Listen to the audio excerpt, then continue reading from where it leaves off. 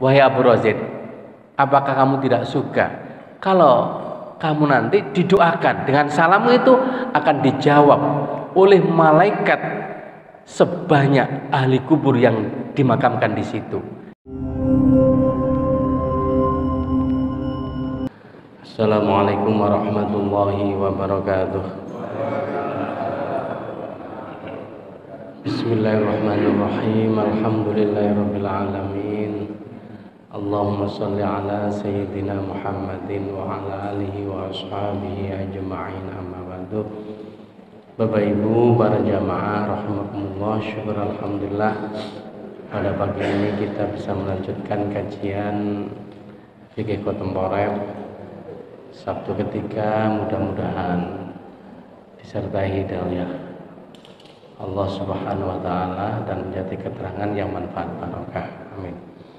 Ala hadiniyah wa likulli niyatin sholihah wa hajatin wa hajatikum lana wa lahumul fatihah. A'udzu billahi minasyaitonir rajim. Bismillahirrahmanirrahim. Alhamdulillahirabbil alamin arrahmanir rahim maliki yaumiddin. Iyyaka na'budu wa iyyaka nasta'in ihdinas siratal mustaqim siratal ladzina an'amta 'alaihim ghairil maghdubi 'alaihim waladdallin. Bapak Ibu, ini ada dua pertanyaan dari jamaah. Yang pertama menanyakan tentang hukum menonton televisi yang atau melihat musik ya di televisi sementara penyanyinya tidak menutup aurat ya. Jadi perlu kita pahami bersama bahwa menutup aurat itu hukumnya wajib ya. Jumhur ulama mengatakan bahwa aurat perempuan itu meliputi seluruh tubuh kecuali muka dan telapak tangan. Kalau aurat laki-laki itu antara pusar dan lutut. Nah, kalau melihat aurat sesama laki-laki saja tidak boleh, sesama jenis pun juga tidak boleh, apalagi orang lain yang bukan mahramnya ya.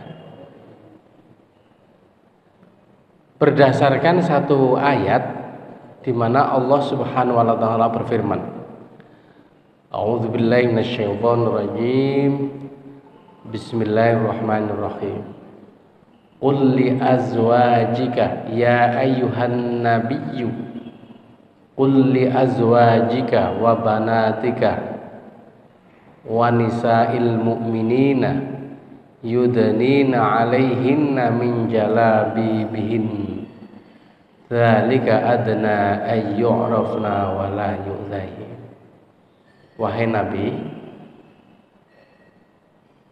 katakanlah kepada para istrimu dan kepada anak-anak perempuanmu, wanisa ilmu mu'minina, dan semua orang-orang mukminat ya, agar mereka semua menutup aurat sampai ke dadanya ya.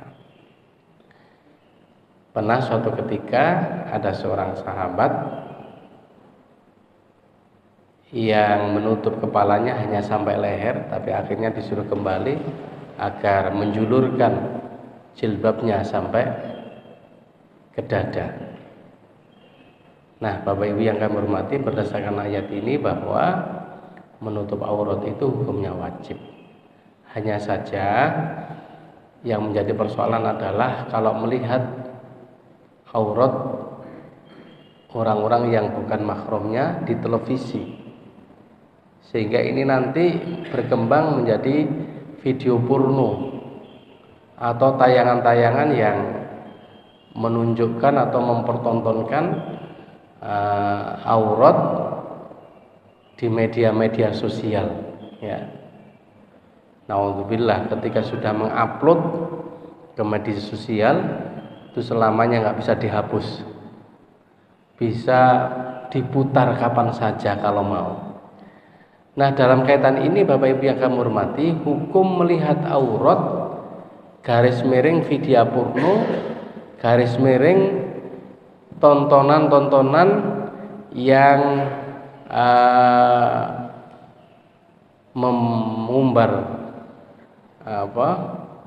sensitivitas perempuan. Saya tadi sudah membuka beberapa pendapat para ulama, di antaranya adalah ada Syekh Ali Shibro Malisi. Sebenarnya tadi malam saya sudah ngelembur membuat PPT yang dilalin untuk krinan, tergesa-gesa sing tak bawa tas kecil, laptopnya ketinggalan. Tapi sudah saya baca semua Bapak Ibu ya. Jadi beliau menyatakan walaupun melihat gambar, ya, termasuk televisi, termasuk video, beliau menyatakan baik itu gambar diam ataupun gambar bergerak, ya, tetap hukumnya haram. Keharamannya bukan semata-mata karena wujudnya Bapak Ibu, tapi karena dampak negatif yang ditimbulkannya. Berdasarkan satu kaidah di dalam usul fiqh, darul mafasid muqaddamun ala jalbil masalih. Menolak bahaya, menghindari mudarat itu harus didahulukan daripada sekedar mempertimbangkan kebaikan dan kemaslahatannya. Jadi setiap perintah Allah dan Rasulnya itu pasti mengandung kebaikan kalau kita lakukan. Setiap yang dilarang pasti menimbulkan mudarat dan mafsadat bagi diri kita semua. Oleh karena itu, kalau kemudian melihat gambar baik yang bergerak maupun yang tidak menimbulkan efek negatif dalam kehidupan kita, maka secara otomatis itu hukumnya dilarang dan haram. Nah, sekarang pertanyaannya Bapak Ibu, melihat gambar, tayangan yang mentontonkan aurat, bahkan video porno, itu kira-kira menurut kita itu menimbulkan efek negatif atau positif? Nah, kata kuncinya itu Punan, ya. Jadi manakala kita menonton sesuatu yang menimbulkan efek negatif, maka itu hukumnya dilarang dan haram, ya. Jadi memang ini problem bagi kita semua terkait dengan tayangan-tayangan televisi yang memang kenyataannya masih banyak mengumbar aurat. Cuma begini Bapak Ibu ya, yang terkait dengan masalah jilbab. Nah, umumnya kalau penyanyi itu kan sebenarnya sudah pakaian rapi, hanya tidak berjilbab, kan ngoten nggih. Kalau TV itu aja. Kalau masalah musik yang sudah pernah dulu kita bahas, selama musik itu tidak liyudilla an sabilillah, tidak menghalangi hak kita untuk menuju ke jalan Allah, tidak menghalangi kita untuk melakukan kebaikan atau ibadah kepada Allah, tidak sampai kemudian kita melupakan semuanya, maka hukumnya mubah. Ya, jadi tapi kalau musik itu karena saking gandumnya musik sampai wayai sholat, lupa sholat, wayai, ya itulah yang menyebabkan haram. Jadi haramnya bukan karena musiknya, tapi karena efek dan akibat yang ditimbulkan akibat senang dan cinta musik yang Nah ini Bapak Ibu. Nah, adapun yang terkait dengan masalah jilbab, mungkin panjenengan lihat di televisi, ya, banyak anak-anak dari tokoh ulama yang juga tidak berjilbab. Karena apa? Karena mereka berpandangan bahwa menutup kepala jilbab itu tidak wajib. Ya. Kalau panjenengan ikut pendapat yang ini, ya, nonton televisi, musik yang tidak berjilbab boleh. Tapi kalau kemudian sampai menimbulkan efek negatif, ya, nonton televisi yang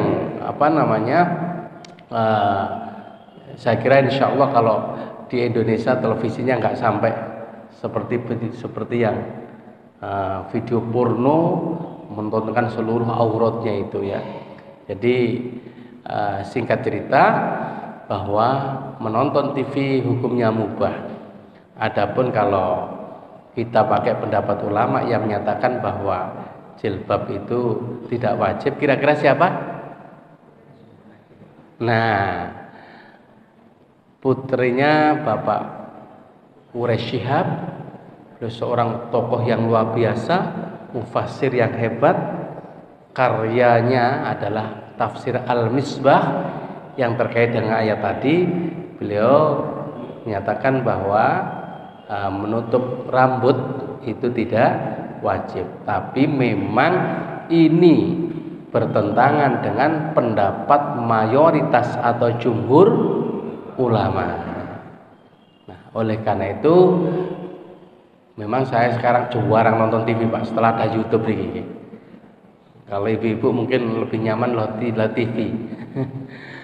Jadi selama itu tidak sampai menyebabkan kita terlena terkait dengan masalah-masalah yang wajib, ya, ibadah kita kepada Allah tidak sampai menimbulkan mudarat yang berlebihan, itu hukumnya mubah menurut saya.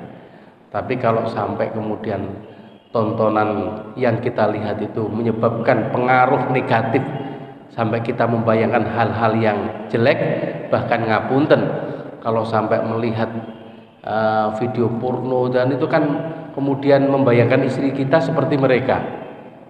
Nah, itu ya jelas hukumnya haram. Dan saya tadi malam juga menemukan hasil Bahsul Masail lembaga dakwah NU, mereka semua juga menyatakan haram, walaupun itu adalah melihat gambar yang tidak bergerak, apalagi gambar yang bergerak. Karena apa alasannya?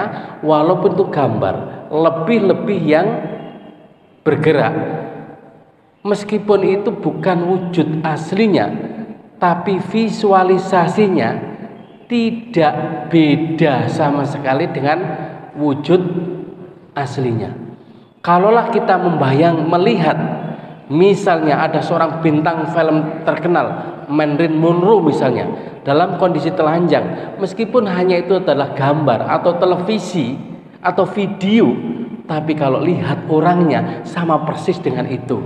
Karena itu juga walaupun hanya 2 dimensi, sama dengan seakan-akan kita melihat wujud aslinya, sehingga berpengaruh negatif, minimal pikiran kita ini akhirnya menjadi kotor.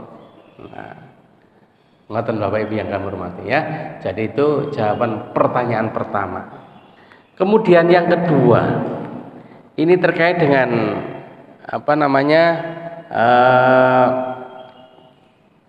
hukum menguburkan jenazah di malam hari.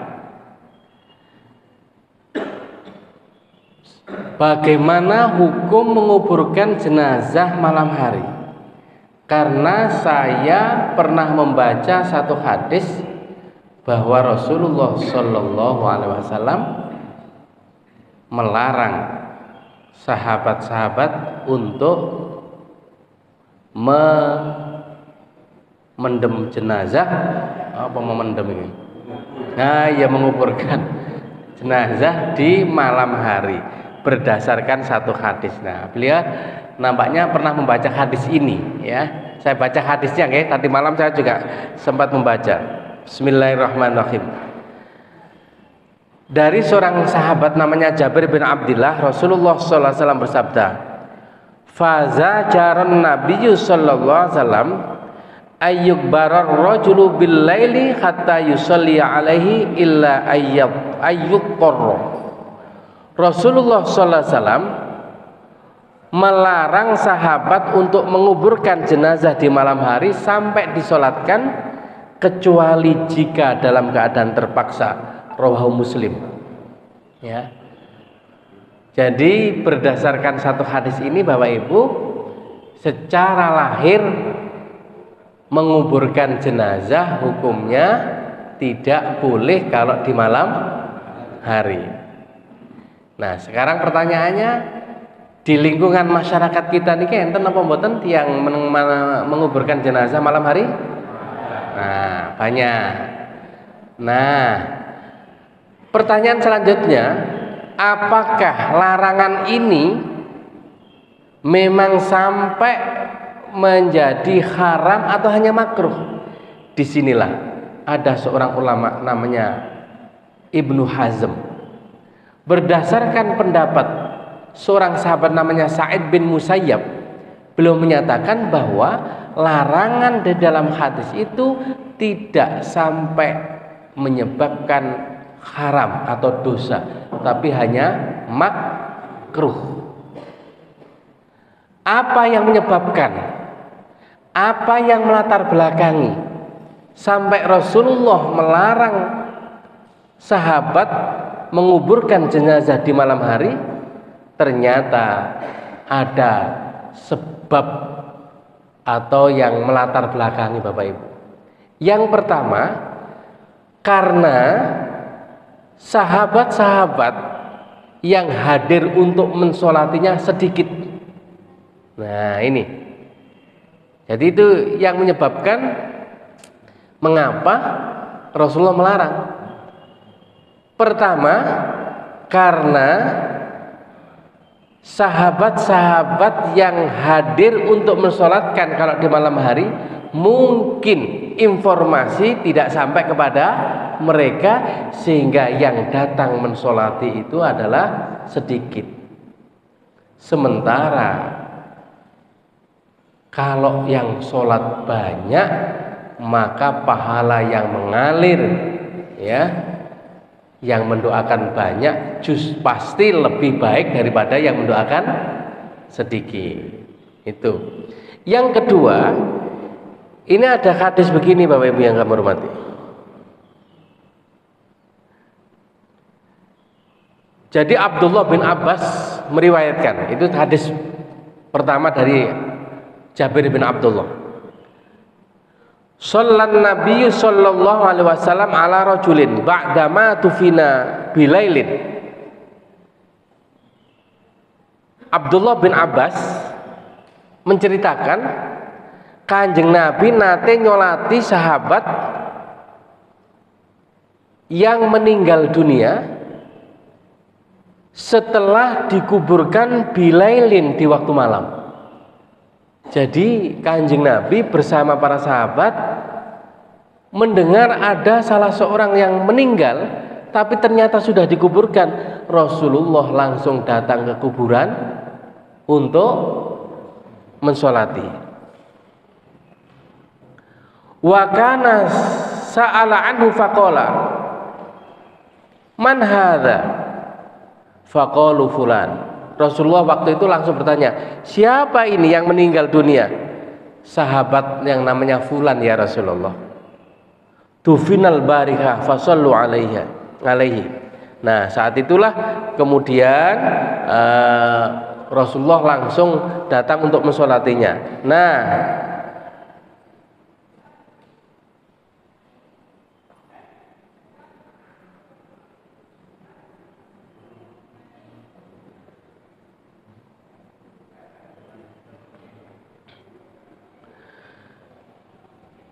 Nah kemudian di dalam riwayat lain Rasulullah menyesalkan,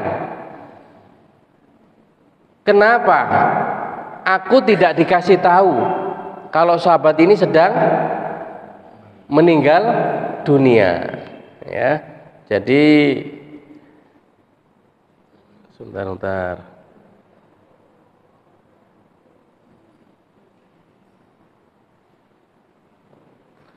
Jadi yang disesalkan oleh Nabi adalah karena ketika menanggalnya sahabat itu Rasulullah tidak dikasih tahu.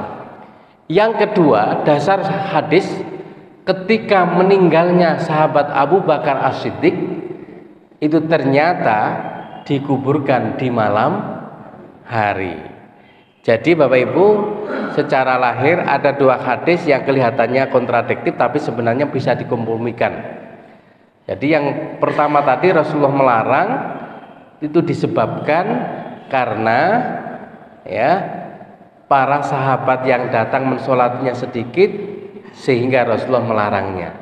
Oleh karena itulah kemudian bisa dikompromikan manakala sudah menjadi tradisi dan kebiasaan dan tidak ada pengaruh kedatangan seseorang untuk mensolati dan mengantarkan jenazah, maka meskipun di malam hari pun menjadi boleh dan mubah ya, sehingga jumhur ulama berdasarkan hadis Nabi tadi, ketika ada seorang sahabat yang meninggal dunia, kemudian Rasulullah langsung sholat dengan para sahabat di atas kuburnya.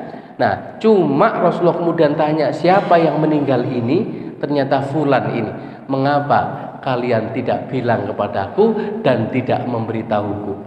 Jadi yang disesalkan Rasulullah itu hanya kenapa Rasulullah tidak dikasih tahu.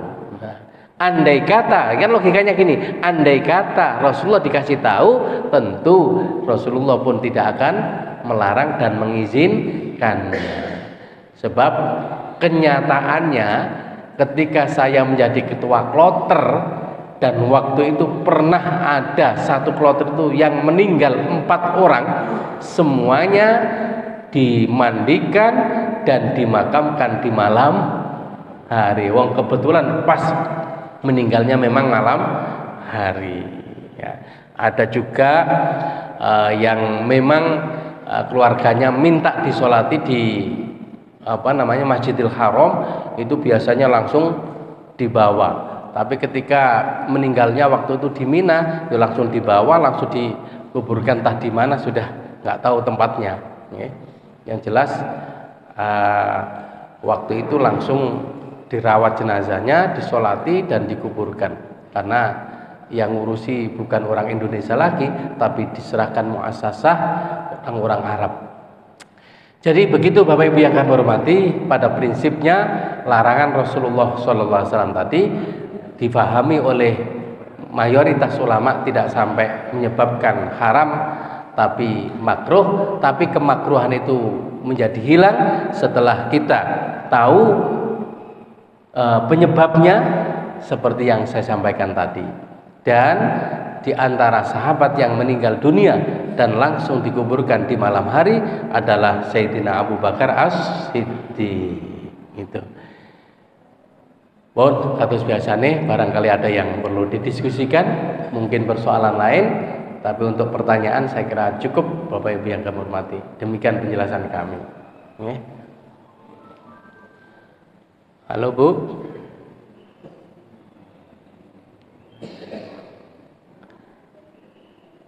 Ini hujan ini kok pengaruhnya ya ada. Nggih, monggo, Pak. Waalaikumsalam warahmatullahi wabarakatuh. Tadi Pak Ustaz menyatakan bahwa waktu sahabat ada yang meninggal, Rasulullah langsung pergi sholat di kuburan. Karena waktu saya baca bahwa kalau sholat di kuburan itu tempatnya kotor, nggak boleh sholat di kuburan. Tapi dalam hal ini apa Rasulullah sholat di kuburan? Nah, terima kasih. Iya. Jadi salah satu syarat sahnya sholat itu kan yang penting suci dari najis. Kotor tidak mesti najis. Bisa jadi yang tukang keduk itu pakaiannya belepotan, terkena tanah atau lumpur, itu kita pasti mengatakan kotor. Tapi tanah dan lumpur kita yakini di situ tidak ada kotoran kambing, sapi, maka hukumnya suci. Sehingga selama itu kotor dan tidak terkena najis, maka tetap hukumnya sah. Nah, saya yakin ketika Rasulullah bersama para sahabat kemudian mendengar ada seorang yang meninggal dunia dan dikuburkan di malam hari, lantas Rasulullah bersama sahabat mengajak untuk sholat di kuburan, saya pikir insya Allah beliau pun juga sudah bersih pakaiannya.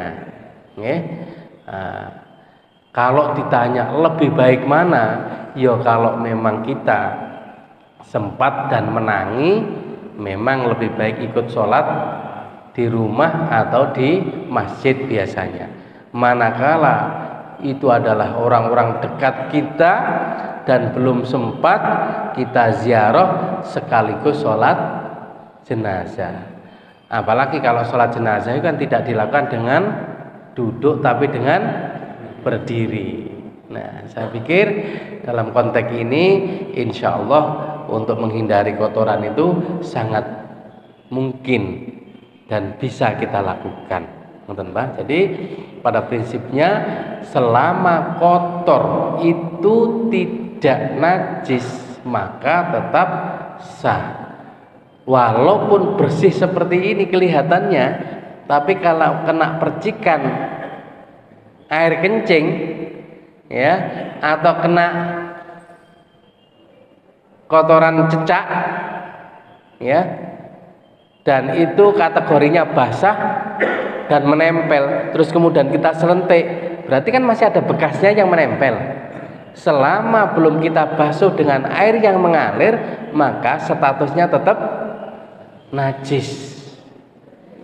Cuma yang menjadi persoalan Bapak Ibu, ketika kula jenengan misalnya terjadi makmum kepada seorang imam yang ketika itu kita tahu betul bahwa imam kejatuhan kotoran cecak dan menempel di baju belakangnya, dan kita tahu bahwa itu adalah kotoran cecak yang karena basah sehingga tidak jatuh. Kalau kering gelondong gak ada masalah dan tidak menempel sehingga tetap suci. Tapi kalau menempel hukumnya tetap najis. Seorang imam tidak tahu, tapi panjenengan sebagai makmum tahu. Karena itu, manakala ada seorang makmum yang tahu batalnya imam, wajib kemudian niat mufarokoh, niat untuk memisahkan diri dari jamaah, sehingga sholat jenengan tetap sah. Tapi kalau tetap dilanjutkan, waduh, imamnya kok kena telek itu. Tapi di dalam hati tetap status hatinya tidak ada niat untuk memisahkan diri dari jamaah, maka panjenengan batal. Sementara imamnya tetap sah karena tidak tahu. Nah, kemudian kita kasih tahu, Pak, ngapunten panjenengan ini, dan betul didelok ternyata bukan coklat tapi telek. Kan mesti bau gitu. Nah, pertanyaannya, makmum yang di belakang tadi yang tidak tahu, sementara imamnya sudah tahu setelah selesai sholat, apakah kemudian diumumkan, Bapak-bapak ngapunten, kita ulangi sholat karena saya terkena cecak dan ini jelas najis, maka kemudian apakah makmumnya juga tidak sah dan harus mengulang, Bapak Ibu? Halo? Nah, dalam kondisi seperti ini, karena tadi prosesnya tidak tahu sampai selesai, sebenarnya baik imam maupun makmum tidak usah mengulang. Tapi andai kata diulang itu lebih baik, khusus untuk imam. Ngoten ya. Jadi dalam konteks ini ada pilihan al aslu fil amri la yaqtadit tikrar. Karena perintah itu sudah dilakukan, dalam kondisi seperti ini tidak tahu dan tahunya setelah selesai sholat, maka tidak wajib mengulang. Sehingga makmum di belakang yang tidak tahu pun secara otomatis sholatnya sah. Hanya saja kalau imam kepingin mengulang sendiri juga boleh. Itu sama dengan misalnya kula jenengan pas poso-poso tiba lali mangan wareg, alhamdulillah, itu tidak wajib diqadha tahun depan atau tidak wajib diqadha setelah selesai puasa, tetap dilanjutkan puasa walaupun kondisi nanti sak piring. Itu rezeki dari Allah, sama seperti itu. Karena memang lupa dan tidak disengaja. Tapi ngelupa ngeten iki nggih mboten kena diulangi, Pak. Muga-muga sesuk lali maneh. Itu mboten saged ya. Karena apa? Karena pikiran dan hati itu ya itu Allah sendiri yang anu. Lali itu memang aja seperti ini tadi. Saya sudah ngoyo-ngoyo nggawe PowerPoint tak geleh dilalah ke susu-susu sing tak gawa malah tas ini. Ya, begitu nyampe sini loh laptopnya carry. Nah, itu seperti itu. Jadi memang lupa itu sudah di luar jangkauan. Oleh karena itu Allah sudah mengantisipasi dalam Al-Qur'an, wala junaha 'alaikum fima akhtatum. Tidak ada dosa bagimu manakala kamu melakukan sebuah kesalahan tapi tidak disengaja. Nah, cuma Bapak Ibu, kalau kita kemudian naik mobil, kan semua orang pasti kepingin selamat, nggak kepingin kemudian nabrak orang. Kenapa mboten? Kemudian dilalah nabrak orang, apakah kemudian kita akan bilang kepada polisi berdasarkan satu ayat, kalau tidak ada kesengajaan tidak dosa dan Allah pun mengampuni. Aku lo gak sengaja nobrok, kira-kira dimaafkan polisi? Tetap dicekel karena kasusnya berbeda ini. Ya, karena ada faktor yang dirugikan, ya maka kerugian ini yang kita yang nanggung. Bahasanya polisi, awakmu kurang hati. Nah, hati-hati ya. Meskipun kita bilang nggak sengaja, itu dianggap kurang hati-hati. Mengapa? Karena kebanyakan orang yang berkendara dari sekian, kalau hati-hati gak sampai nabrak, kan ngoten. Itu berarti awakmu kurang hati-hati. Nah, dalam konteks ini itu gak ada kaitannya dengan orang lain. Itu murni kita hablum minallah. Oleh karena itu dosa yang kaitan hablum minallah itu sangat mudah diampuni daripada dosa yang menyangkut orang lain. Sebesar apapun dengan puasa, dengan sholat diampuni oleh Allah. Tapi kalau dosa sesama manusia, Allah hanya akan memaafkan kalau orangnya sudah kita mintai maaf. Nah, kalau kita sudah minta maaf tapi ternyata saking lorone ati wonge sing dijali sepuro gak gelem nyepuro, itu urusannya dia dengan Gusti Allah. Tapi kewajiban kita sudah gugur, maka Allah pun sudah mengampuni dosa kita. Ya, itu Bapak Ibu yang kami hormati. Ada pertanyaan lagi atau sudah cukup? Oh nggih, monggo. Nah, nggih sekedap nggih kan.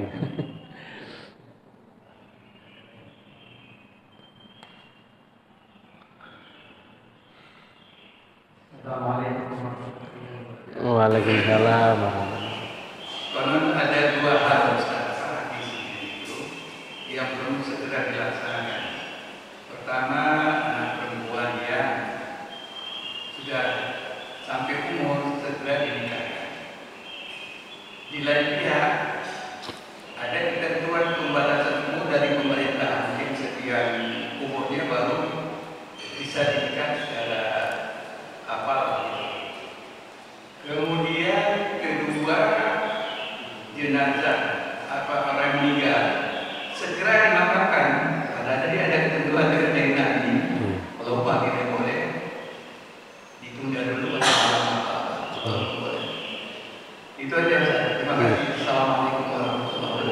Waalaikumsalam warahmatullahi wabarakatuh. Ini pertanyaan bagus Bapak Ibu. Dalam satu hadis disebutkan oleh Nabi, al-ajalatu minasyaiton. Tergesa-gesa itu adalah perbuatan setan. Tapi ada perbuatan tergesa-gesa yang justru harus kita lakukan. Ya. Harus kesusu. Siji wong kebelet ngengek. Ndak. Itu guyon, Pak. Aja sampai kemudian ditunda. Kesusu. Masih miyak-miyak wong mboten napa-napa. Wong kenapa? Karena mau BA. Nah, di antara perbuatan tergesa-gesa yang justru diperintahkan oleh Nabi adalah ketika punya anak gadis yang sudah cukup umur, ada yang melamar, nggak boleh ditunda. Nah, jadi makanya ini ada perdebatan di kalangan ulama. Seandainya orang tua melarang anak menikah, padahal arek wis podo, enten apa boten ngoten niku? Larangan orang tua kepada anak yang tidak boleh menikah yang sudah cukup waktunya ini, ya, sehingga terpaksa anaknya menikah tanpa wali. Nah, ini nanti kan bisa begitu. Ya, persoalannya tidak sesederhana itu. Ketika anak sudah waktunya nikah, sementara Rasulullah menyatakan yang termasuk urusan tergesa-gesa yang diperintahkan ini adalah persoalan nikah, dilalah calonnya anaknya gak disetujui orang tua. Dalam konteks seperti ini, orang tua yang dosa, manakala larangan itu adalah tidak berdasarkan bahasanya tidak syar'i. Kalau syar'i misalnya sing lanang gak sholat, sing lanang mabuk-mabukan, otomatis wajib bagi orang tua untuk melarang anaknya supaya tidak terjerumus hal-hal yang tidak baik atau beda agama. Kan kata nih, orang tua melarang, ini adalah urusan syar'i. Larangan itu bisa dibenarkan. Maka manakala anak yang seperti ini dianggap anak yang durhaka sampai orang tua tidak mengizinkan dan tidak meridhoi. Ya. Nah, manakala tidak ada udzur syar'i, ya muslim, ya sholat, mungkin larangan itu hanya faktor tidak kerja atau belum kerja, belum punya kerjaan mapan. Syarat menikah di dalam Islam tidak harus punya kerjaan mapan, Bapak Ibu. Sampai-sampai dalam hadis disatakan, andai kata kamu tidak ada yang diberikan untuk mas kawin, dari Kanjeng Nabi, mas kawin walaupun cincin dari besi. Loh, cincin dari besi itu kan mergo saking melarate. Ada sahabat cincin dari besi nggak punya. Kamu hafal beberapa ayat, hafal. Kira-kira waktu hafal, mboten. Qul huwa ya Rasulullah. Maka beberapa ayat yang kamu baca itu bisa digunakan untuk mergo saking melarate. Artinya tidak ada syarat bahwa seorang laki-laki menikah meskipun itu nanti menjadi tanggung jawab yang berhak untuk menafkahi lahir batin, ya, termasuk nafkah pangan. Ini tidak ada syarat harus punya kerjaan yang mapan. Kenapa? Karena di dalam Al-Quran Allah berfirman, wa ankihul ayama minkum wassolihina min ibadikum iyakunu fuqara'a yughnihimullah. Ada rizki yang memang dijatah oleh Allah akan diberikan ketika sudah punya istri atau berkeluarga, sehingga janjinya Allah iyakunu fuqara, ketika kamu dalam kondisi fikir tidak punya kerjaan, tidak bisa mencukupi dirimu sendiri, yughnihimullah, Allah akan mencukupimu, Allah akan menimbulkan keberkahanmu. Karena itu kemudian di dalam hadis prakteknya Rasulullah menyatakan tungkahul mar'atu li arba'in, wanita itu dinikahi karena 4 hal. Li jamaliha, karena kecantikannya. Wali maliha, karena hartanya. Wali hasabiha, karena nasabnya. Wali diniha, karena agamanya. Fadfar bidatid din yataribat yadak. Manakala keempat hal ini tidak bisa diraih dalam waktu yang bersamaan, maka dulukan agamanya. Sugih gak, ayu gak, keturunannya wong melarat, wong deso, ya. Maka kalau dia agamanya Islam, sholat 5 waktu, akhlaknya baik, dulukan, Allah akan memberikan keberkahan.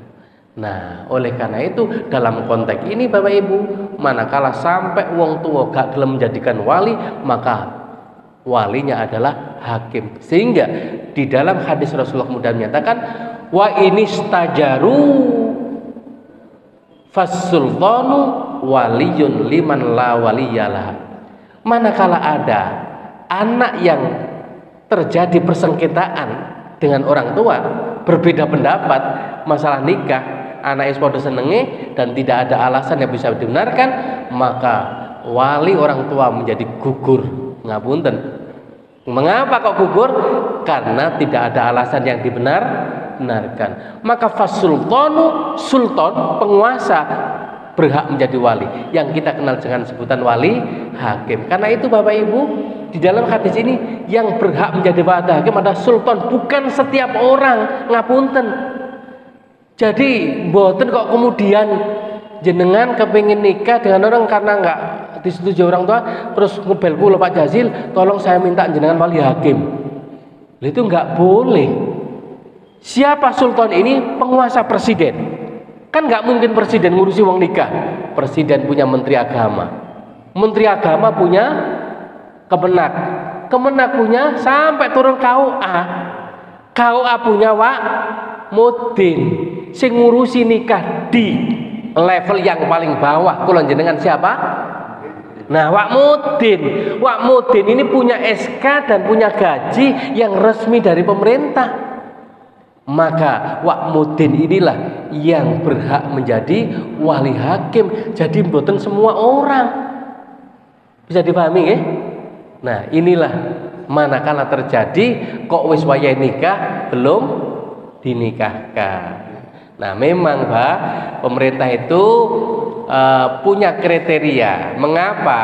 Karena pernikahan di bawah umur kan banyak mudorotnya. Akeh sing melayu, akeh sing tegak tanggung jawab. Dalam konteks ini ada sebuah kaidah hukmul hakim yarfa'ul khilaf, ya.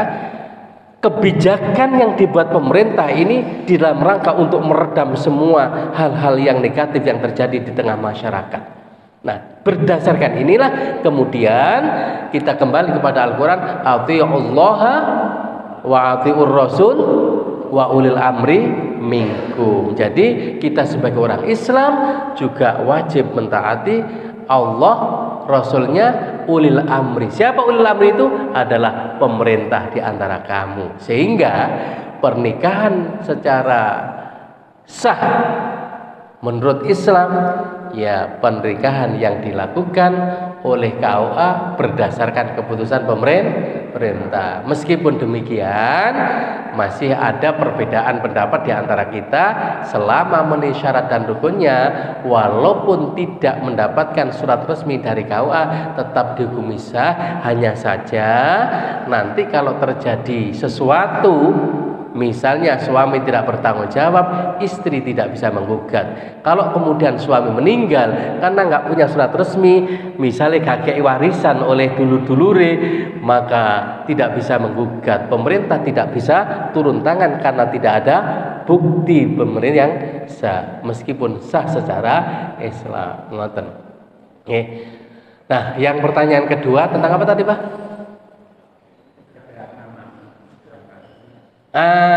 Untuk kita yang meninggal dunia di malam hari tadi ya. Jadi memang tergesa-gesa. Karena itu sudah kita sampaikan tadi bahwa karena itu bagian dari yang tergesa-gesa dan berdasarkan prakteknya para sahabat dan juga Nabi sendiri sudah tidak melarang, maka diperbolehkan menguburkan jenazah di malam hari. Larangan tadi hanya disebabkan manakala yang hadir untuk mendoakan dan mensolatnya sedikit. Manakala sudah menjadi tradisi di masyarakat kita dan gak ada bedanya baik mati siang maupun malam, maka itu diperbolehkan. Oke, nama Pak?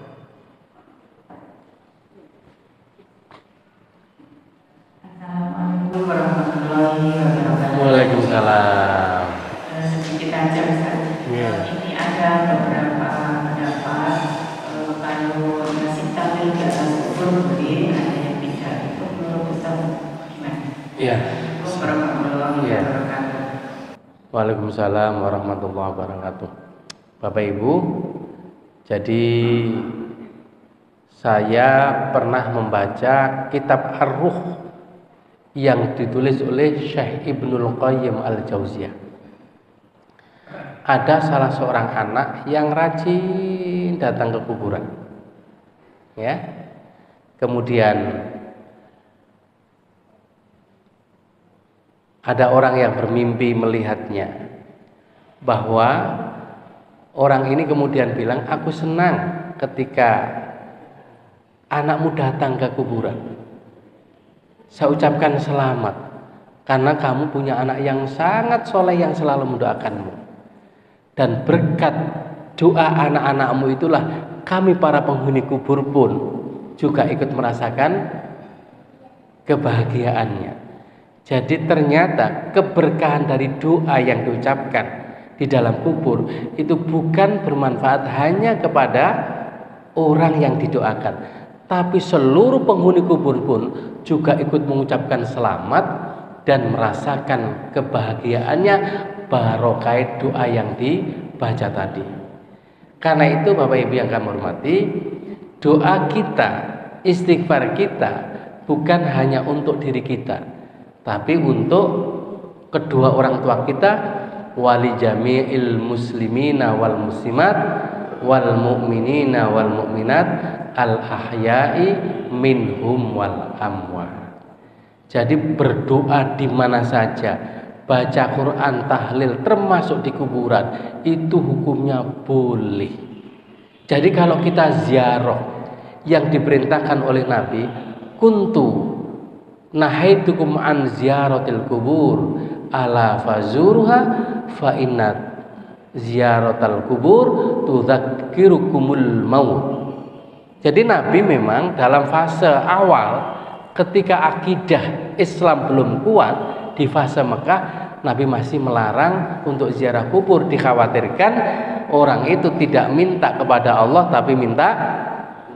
Nah, tapi ketika sudah di fase Madinah, orang Islam akidahnya sudah kuat, sudah paham, kemudian diperintahkan untuk ziarah kubur. Mengapa? Hikmahnya adalah untuk mengingat mati. Pelajaran yang paling berharga diantaranya adalah kita mengingat akan kematian. Nah sekarang pertanyaannya, kalau di kuburan mau lewat tok gak doakan, mengapa diperintahkan Rasulullah? Maksudnya Rasulullah ini ke kuburan itu di samping ziarah juga mendoakan yang mati. Karena itu ketika kita tidak ziarah pun lewat kuburan dianjurkan untuk mengucapkan salam. Salam itu isinya doa.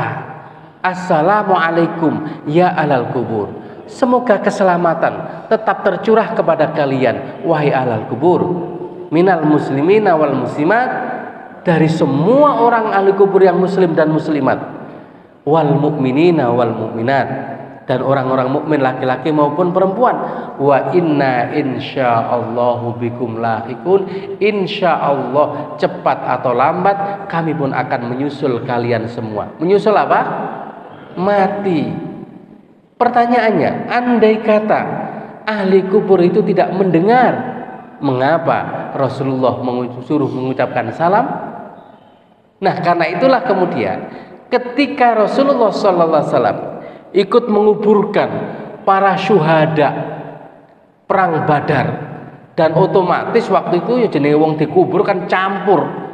Ana wong Islam, ana wong anu. Cuma Rasulullah sallallahu alaihi wasallam memerintahkan sahabat menguburkan orang-orang kafir dalam satu lubang. Digali besar langsung dilebokno dadi siji. Enggak pakai disolati, kafir. Orang Islam pun karena mati syahid juga tidak disolati, dikafan, langsung dikuburkan bersama darah yang mengalir. Kemudian Rasulullah bilang, apakah kamu akan sudah merasakan yang dijanjikan oleh Allah kepadamu? Janjinya Allah, nek orang beriman pasti disiksa. Sehingga sahabat Abu Umar bin Khattab waktu tanya, Rasulullah, kok jenengan memberikan nasihat ngomong-ngomong dengan orang yang sudah mati, apakah mereka mendengar? Jangankan suara kita yang keras tidak didengar, wahai Umar, suara terumpah kaki kita, sandal kita, masing-masing mereka yang meninggal mendengarkan. Jadi kehadiran kita ke alam kubur itu mereka semua mendengar, tahu, dan bisa menjawab salam kita. Ya, itulah kemudian ada seorang sahabat namanya Abu Razin yang kebetulan kalau keluar rumah selalu melewati kuburan, sehingga beliau tanya kepada Rasulullah, ya Rasulullah, adakah sesuatu yang aku baca ketika melewati kuburan? Ya salam itu tadi Bapak Ibu. Jadi ucapan salam ini diperintahkan Rasulullah kepada sahabat Abu Razin. Loh ya Rasulullah, apakah mereka semua bisa menjawab salam saya? Kok sudah mati saya disuruh mengucapkan salam seperti salamnya orang hidup, Assalamualaikum. Cuma bedanya kan ya ahlal kubur, ya ahlad diyar. Wahai Abu Razin, apakah kamu tidak suka kalau kamu nanti didoakan dengan salammu itu akan dijawab oleh malaikat sebanyak ahli kubur yang dimakamkan di situ? Jadi Bapak Ibu, yang menjawab bukan hanya ahli kubur tapi semua malaikat. Cuma kata Rasulullah, karena memang sudah mati sehingga kita tidak bisa mendengar, tapi mereka bisa mendengar salam kita dan menjawab salam kita. Ngoten. Oleh karena itu berdoa itu bisa berbagai macam cara, bisa membaca tahlil, bisa membaca surat Yasin. Kalau kita tidak sempat karena memang lewat, cukup mengucapkan salam kemudian lahumul fatihah. Ya. Jangan kemudian mengharap jawabannya dengan dijawab waalaikumsalam jemas Melayu, sesuk gak gelem lewat kono maneh. Itulah hikmahnya. Mengapa kemudian Allah tidak menjadikan kita bisa mendengar? Nah, cuma memang orang-orang tertentu kadang-kadang dikasih tahu dan bisa mendengar, Bapak Ibu. Karena Rasulullah pernah lewat satu kuburan, tiba-tiba mendengar ada 2 jeritan kuburan itu. Terus kemudian Rasulullah diam dan mengambil pelepah kurma, dibelah menjadi 2 dan bilang kepada para sahabat, ada 2 ahli kubur yang menjerit karena siksa. Mereka berdua disiksa bukan lantaran dosa besar, tapi karena lantaran dosa-dosa kecil yang diremehkan. Yang satu suka mengadu domba, atau sekarang mungkin bahasanya suka menyebarkan berita hoak, kira-kira ngoten. Yang kedua disiksa karena meremehkan percikan air kencing. Jadi air kencing waktu pipis mungkin kurang roto leng nyawii, atau mungkin kencing berdiri nggak cawi, kan sering kali enten. Ya itulah Bapak Ibu yang kami hormati, yang menyebabkan ini disiksa. Kemudian Rasul menyantapkan 2 kurma itu, kemudian berdoa begini, semoga Allah meringankan siksanya selama pelepah kurma ini belum kering. Ya. Jadi Rasulullah tidak menyatakan semoga Allah membebaskan siksanya, karena membebaskan siksa itu adalah tergantung amal solehnya. Hanya saja siksa itu sudah diberikan oleh Allah karena perbuatannya, cuma Allah kemudian bilang semoga Allah meringankan siksanya. Sehingga saya kemudian berpikir, Bapak Ibu, kalau di Arab kan enten pelepah kurma, dan di Indonesia kan buat enten pelepah kurma, sing enten kembangi kan akeh kembang. Nggo Arab gak ono kembang, kok gak ono wit-witan. Wong ditaname gak enten. Nggih napa mboten? Nah, sehingga daripada repot-repot pelepah kurma, saya kemudian berpikir, oh mungkin kiai-kiai biyen, wong-wong sepuh biyen timbangane gak dikai ngono, mari diwacana Yasin dikai kembang. Semoga Allah meringankan siksanya sampai kembang ini menjadi, nah, supaya gak disiksa terus, dikai kembang terus sampai didongani kan ngoten, Pak. Nah, itu saya yakin itu kiasnya ke sana, kiasnya. Kalau tadi, kembang itu bid'ah. Ya memang secara lahir bid'ah. Cuma karena di Indonesia adanya kembang, akhirnya dikasih kembang karena nggak ada pelepah kurma. Makanya kemudian tumpengan itu ya haram. Karena Rasulullah tidak pernah tumpengan. Mengapa tidak pernah tumpengan? Karena tidak nggo Arab gak ono godhong, kan ngono. Sing ono Nah, ini saiki mari tumpengane plastik, Pak. Makanya kemudian arepe buka puasa itu waduh. Apa plastik digelar, dikasih kurma, dikasih macam-macam. Lah nggo kono gak ono sego kaya kene, gak ono dandang, gak ono ngono bae ya. Kukusan sehingga gak ono tumpeng teng mriku. Umpama dikirim teko kene ngono ya ono pasti. Saya kira demikian Bapak Ibu nggih. Oh, masih ada. Waalaikumsalam. Ustaz, kalau kuburan itu sudah penuh, ya, terus akhirnya ada pesanan dari sebelum meninggal itu ingin dikuburkan dekat, sehingga akhirnya ditumpuk. Padahal kalau misalnya ada tempat lain yang masih bisa untuk mengubur. Dan yang kedua, apabila kuburan itu sudah hilang, di mana kita tahu? Ya, terima kasih Ustaz. Iya. Jadi Bapak Ibu yang kami hormati, memang kalau bisa itu mencari tempat yang kosong, ya. Jadi mencari tempat yang kosong, manakala kondisinya yang seperti itu tadi, ya sebenarnya boleh tapi dihukumi makruh manakala masih ada tempat yang kosong, ya. Makruh ini bukan berarti dilarang total, dan seringkali atau banyak kuburan-kuburan yang kemudian ditumpuk di atas jenazah suaminya atau itu boleh tapi hukumnya makruh, itu aja, ya. Nah, biasanya itu dilakukan oleh anak-anak berdasarkan wasiat. Yang kedua, supaya ndongakno ziarah kan ngumpul kan ngoten nggih. Nah, sekarang kalau kemudian mendoakan kuburan terus hilang, nggak ketemu, ya kita tetap ziarah ke kuburannya, ya walaupun tidak harus duduk di sampingnya, maka walaupun di jauh pun juga akan sampai. Jadi sekali lagi, meskipun kita tidak tahu tempat yang kita ziarahi, ya kita berada di kuburan itu, mereka semua tahu bahwa kita adalah sedang datang dan mendoakan, ya. Atau sampean kayak ngene, aku teko mak pengen golek aku iki lho tilpune ngono. Ya, jadi tidak harus di tempatnya Bapak Ibu, ya. Di mana saja kita duduk, cari tempat yang nyaman untuk mendoakan khususnya almarhumah yang kita tuju, dan kemudian jangan lupa mendoakan semua ahli kubur, karena pada prinsipnya kita pun juga nanti akan mati, sehingga kalau kita suka mendoakan orang lain, insya Allah kita pun akan didoakan, ya. Oke, saya kira demikian Bapak Ibu, ya. Sementara ini tadi sudah manjing isyraq, Bang.